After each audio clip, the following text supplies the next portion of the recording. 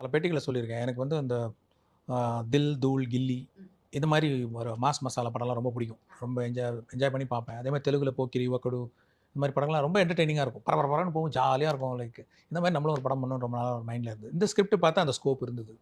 அந்த மாரி பண்ணலாம் அப்படின்னு சொல்லிட்டு, அந்த ஒரு சொன்ன மாரி நீங்க சொன்ன மாரி ஒரு கவர்ன்மென்ட் ஆஃபீசர், ஹானஸ்ட் ஆஃபீசருக்கும் ஒரு பாலிட்டிஷியன் நடக்கிற ஒரு வார் இதுதான் அந்த ஸ்கிரிப்ட். இதில அந்த ஆஃபீசரோட பேக் ஸ்டோரி ஒண்ணு வந்து அவரையும் அறியாமல் அவர் பின்னாடியே வந்து எப்படி இந்த கதைக்குள்ள மிங்கிள் ஆயி டுவர்ட்ஸ் கிளைமாக்ஸ் போகுதுன்றது ஒரு பியூட்டி அது.